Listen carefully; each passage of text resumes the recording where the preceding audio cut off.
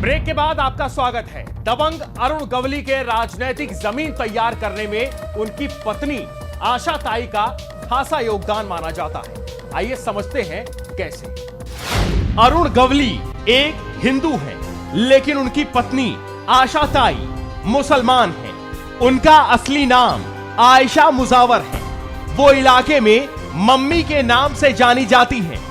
वो पुणे के वडगांव पंचपीर जिले के मोहम्मद शेख लाल मुजावर नानहू भाई की बेटी हैं।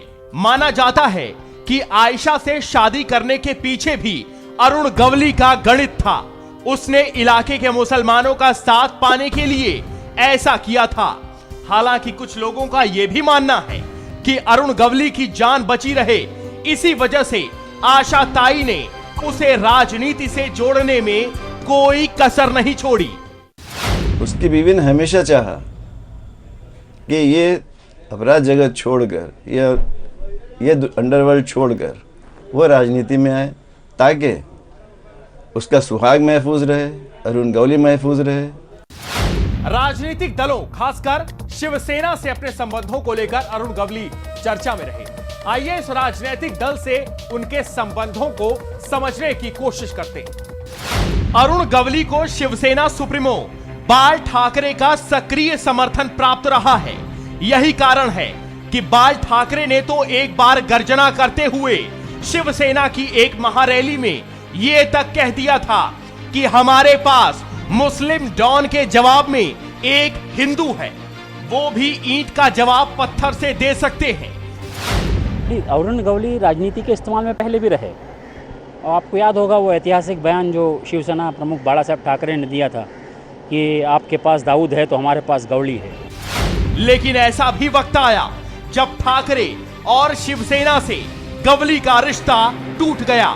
उसके पीछे वजह यह बताई जाती है कि कुछ मामलों में शिवसेना के दिए निर्देशों का पालन करने से गवली ने इनकार कर दिया था। इसके बाद तो उस पर आफत ही टूट पड़ी। गवली भी प्रतिशोध की आग में जल उठा। बदला लेने के लिए उसके गुंडों ने निर्दयता से शिवसेना के कई विधायकों, पार्षदों और कार्यकर्ताओं का कत्ल करना शुरू कर दिया, तो हालात पूरी तरह से बेकाबू हो गए। बाल ठाकरे भी यहां हिम्मत हारने वालों में न थे। उनकी राजनीति के सामने अरुण गवली का गिरोहबाज गुरूर बिखर कर रह गया। गवली को अनगिनत बार जेल जाना पड़ा। विरोधी गिरोहबाजों ने उसकी पार्टी एबीएस के कम से कम 5 नेताओं को गोलियों से भून कर रख दिया।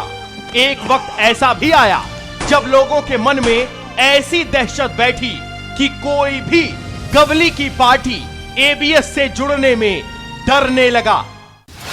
अरुण गवली के अंदर संसद पहुंचने की इच्छा प्रबल रही है। इसके लिए उन्होंने 2 बार प्रयास भी किया। यह अलग बात है कि दोनों बार ही उन्हें हार का सामना करना पड़ा, लेकिन बहुजन समाज पार्टी से अपने संबंधों को लेकर वो खूब चर्चा में रहे। अरुण गवली का बीएसपी में शामिल होना भी एक वक्त में ऐसा कदम रहा है जो उसके लिए बेहद घातक साबित हुआ था। महाराष्ट्र की राजनीति में बीएसपी के साथ जाने वालों को कोई भी गंभीरता से नहीं लेता है। डॉन से राजनीतिज्ञ बने अरुण गवली ने मायावती की बहुजन समाजवादी पार्टी में शामिल होकर साल 2004 का लोकसभा चुनाव दक्षिण मध्य मुंबई से लड़ा और हारा।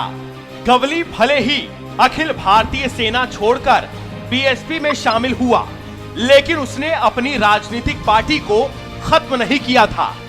गवली ने बहुजन समाज पार्टी से नाता तोड़ने में भी देर नहीं लगाई।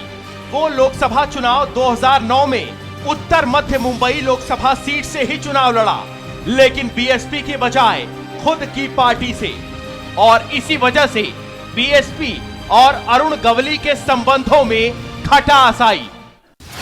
हालात जो भी रहे हों, अरुण गवली हमेशा अपने ही तरीके से जिया और जीतता आया है। वो आज बेशक जेल की सलाखों के पीछे बंद है, लेकिन मुंबई के एकमात्र रेजिडेंट डॉन के खिताब से वही नवाजा जाता है। आज भी उसका अपने इलाके में भरपूर दबदबा है। और राजनीतिक पकड़ भी कायम है।